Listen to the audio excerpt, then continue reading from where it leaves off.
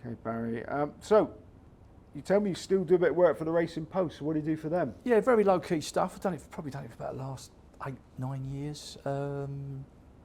Running plans for certain races, jockey bookings, ground changes, just different things like that.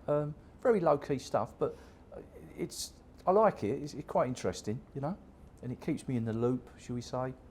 I'll give him the Brave Man's Game story the other day, actually, that Daryl Jacob had been down there to ride, and he was going to ride it. This was up past 7 in the morning, so I think Nichols broke the story about 10 o'clock, I think. So just little things like that, really, you know. I just find it useful, interesting, just interesting, you know. Yeah. So when you said you still do the card for a friend of yours who's a leading rails bookmaker, how much pressure does that put you under, knowing that he's obviously going to take what you've said and win or lose on the back of it? Is that extra sort of pressure maybe that sort of affects you a bit, or is it just you've been doing it for so long now? Yeah, there's definitely pressure there. I've done it for a long time, so obviously he's a long way in front of what I've told him, I would think. So we've got a very good rapport, so he knows exactly how I'm thinking, to be perfectly honest. And it seems to work, I would price up the races the day before, monitor the markets on the morning of the race, build the news into the prices, and if I didn't particularly fancy a favourite, I'm not really one to say ladies' favourite, but I would certainly say to him that 5-4 seems a bit on the skinny side, you know. But what he tends to do, he's looking for me to find an alternative to the favourite, and hopefully one of the bigger ones, should we say. I'll give you an example. There's a race at Newbury back in August, I think it was, listed race. A Sadner was the favourite, 5-4, which had been a bit of a talking horse, and I just had a feeling that it was on the wane. It was about 5-4, 11-8. So I've just basically said to him, I think this is very short. There's at least 2 or 3 others in the race that can win, and there's one in here that I want to have a go at. It was called Action Plan, which was a 16-1 chance. So I said, that is our runner. And he knows when I say that's how things will work. Anyway, Action Plan led all the way and won. So worked out great. So we've had a few races like that over the years. So, but that's one of the highlights this year anyway. Yeah. And don't you think then, I should have opened my shoulders? Oh yeah, for sure. Yeah. I did have a few quid on each way. But there was 2 or 3 others in the race that I thought had fair chances. So it certainly wasn't what I call an head down bet. You know, wasn't one of them. Have there ever been contacts of yours that have done well for a while, but in the end you've had to give them the sack? That have sort of gone off a form? No, not really, to be perfectly honest. No, not really. I mean, obviously it can happen, but I haven't found that. No, they've been pretty consistent. Right. So I want to put you on not put you on the spot, Barry, but obviously people watching this, they want to try and emulate successful people, punting and stuff. So we all look at the same card and form. Most of us lose. Yeah.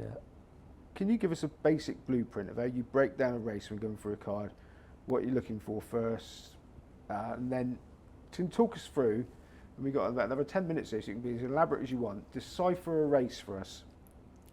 Start from the beginning and finish at the end. Ground, first thing. Recent form, another thing. Trainer form, another thing. There's various factors really. There's no hard or fast rule. I tend to look at certain races, and basically that type of race would appeal. There's no hard and fast rule. So what sort of race would appeal to you? Mile, 10 furlong race on a flat. Draw factor comes into play if there's a big draw bias. There's quite a few things you can put into the melting pot, but yeah, there's quite a few things, but you can't really explain it, to be perfectly honest. I'll say it again, it's just 6 sense and feel. It's real feel, you know. I mean, one of my biggest anti-post touches was at Ascot, about 2006, I think it was. Remember a filly called Indian Ink, trained by Hannon? It won the coronation on the Friday, and on the Monday, the prices came out, and I said to a couple of friends of mine, I said, I can't believe this price. And they went, but it's a soft ground horse. I went, yeah, don't worry about that. I've seen the weather forecast. It's going to rain all day Friday. So this was the Monday.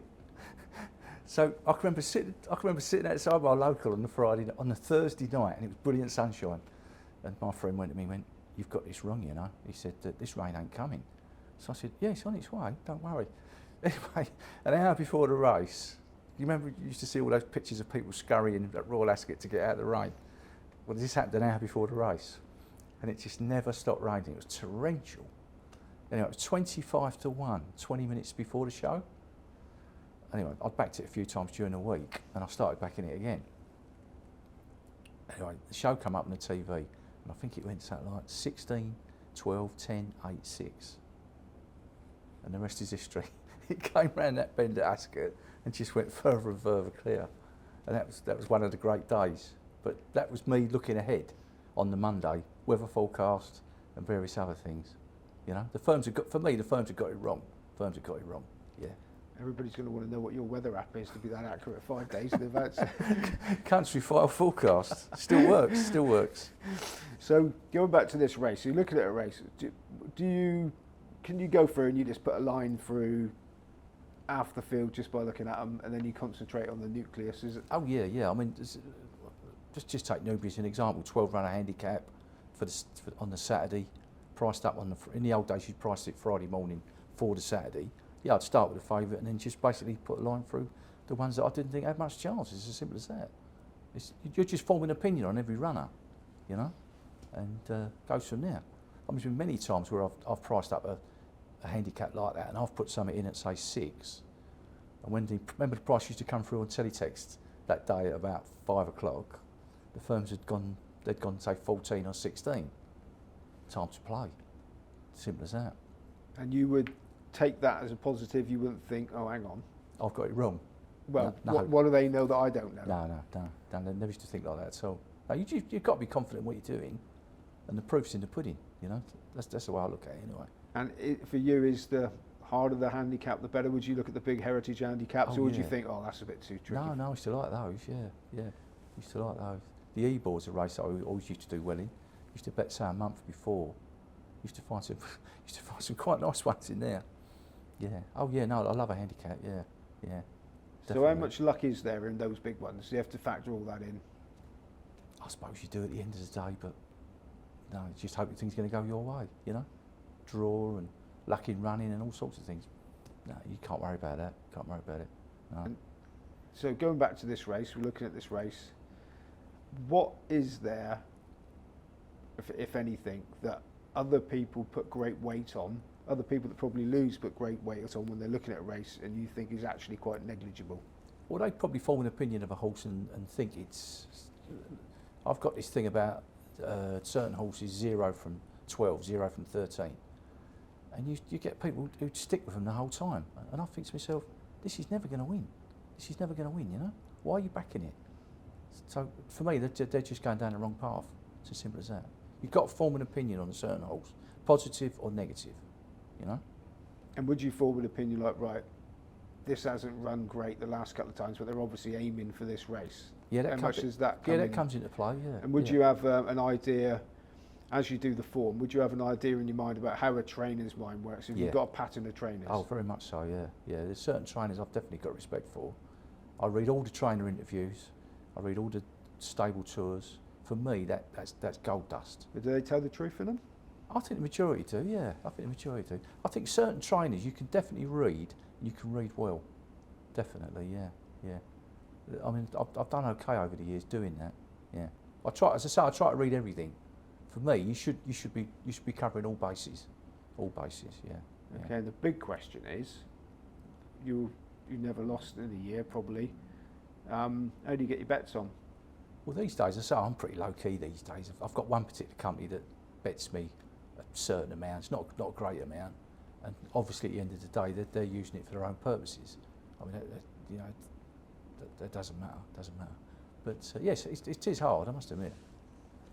As I say, I'm pretty low key these days, so it doesn't really bother me. You know? Yeah, but you can be very low key and still not get a bet on with a lot. Yeah, that's true. That's very true. Yeah.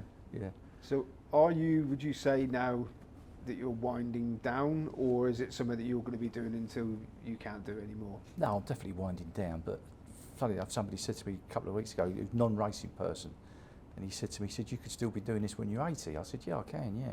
And I do intend to keep a daily interest, yeah. As Sonny Wolf said to me when he was 92, I said to him, Sonny, why are you still working? Because he had more money than he'd ever need. And he said to me, I've got to keep your brain ticking. And I said, good idea. And that's the way I see it. So you've mentioned that you've got your client on the rails. Are you open for other business, or you don't want anybody giving you the bell? No, I'm quite happy with that. Quite happy, yeah. Yeah, we've got a good relationship. I'm quite happy being exclusive, shall we say? Yeah. So what is next? Anything? Well, when a flat season's on, every year, the last 2 or 3 years, I've said to me, I'm going to do a bit more this year. But I didn't last year. I had quite a low-key year last year, though I didn't do too bad. Just keep an eye on things, to be perfectly honest. Just keep things ticking over. Have you ever dipped your toe into owning? I did have a share in a horse many years ago with a couple of race course. Remember Richard Thomas? Used to work for a couple of the firms. Richard Thomas, Paul Green. We had a horse with David Murray Smith, which didn't turn out too well. Some friends of mine had a 2-year-old with one of the Newmarket yards, but no, it doesn't readily appeal, to be honest. No. Okay, so finally, Barry, the people still trying to learn off you. The most important thing somebody should look for when they're trying to work a race out, in your mind, the way you do it, what is the most important aspect of form to try and find a winner? Does it act on the ground? It's as simple as that. Recent form is important, but does it act on the ground? It's not location, it's ground. And that's it. Brilliant. Barry Beasley, All right. thank you very much. Okay.